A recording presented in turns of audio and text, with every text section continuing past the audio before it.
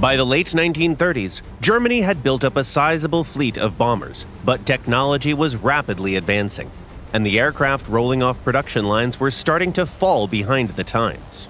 Engineers at Junkers had been toying with the idea of a next-generation bomber that could meet these new challenges, but real progress only came with the launch of the ambitious Bomber B competition in mid-1939. The goal was to develop a fast, modern bomber to replace the aging Junkers 88 and Dornier 17. Expectations for the new aircraft were high. It needed to reach speeds of over 600 kilometers an hour, carry up to 4,000 kilograms of bombs over long distances, feature a pressurized cockpit for high-altitude flight, and have a powerful, remotely operated defensive armament.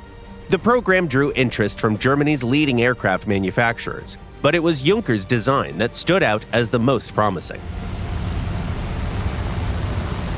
Unfortunately, from the outset, the Junkers 288 faced a major issue that would haunt the project throughout its development: the lack of suitable engines. The aircraft had been designed around the new Junkers UMO 222 or 223 engines, each capable of producing around 2,500 horsepower at takeoff. But their complicated design caused serious reliability problems that engineers never managed to fully solve. The first prototype, the U-288 V1, had to settle for less powerful BMW 801 engines. It made its maiden flight in January 1941 and performed reasonably well, but clearly needed more powerful engines. Later prototypes were tested with a variety of engine setups, including twin crankcase DB610s, which had problems of their own. Not only were they extremely heavy, but they'd already earned a reputation for poor reliability on the Heinkel 177. Testing dragged on. Each new prototype brought new issues. Even when engineers were finally able to install the UMO 222s, they constantly overheated or failed outright. Internal systems, like the overly complex landing gear, caused further headaches. The team kept modifying the design to fix what they could. Meanwhile, the military kept changing its requirements, from weapon configurations to fuselage shape, leading to longer, heavier wings that further increased weight and strain on the already overburdened engines.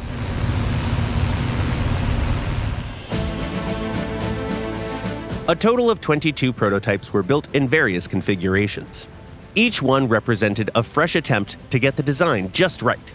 Some managed to hit impressive speeds, nearly reaching 670 kilometers an hour, but reliability issues remained unresolved. In the end, the U-288 never made it into mass production. The few that were built were used only for test flights, and according to some sources, a handful may have seen limited use on the Eastern Front near the end of the war. By 1943, it was clear that the UMO 222 would never become the success many had hoped for. At the same time, no other engine could meet the aircraft's performance needs without major trade-offs in reliability or other critical areas. With Germany's military situation growing worse and pressure mounting to focus resources on proven designs, the Bomber B program, and with it, the U-288, was shut down for good. In many ways, the U-288 was way ahead of its time, packed with innovative features and serious potential. Had its technical hurdles been overcome, it might have posed a serious threat to the Allies. But it also stands as a cautionary tale of what happens when ambition outruns engineering, and when shifting goalposts and unresolved technical flaws make even the most promising project into a tragic failure.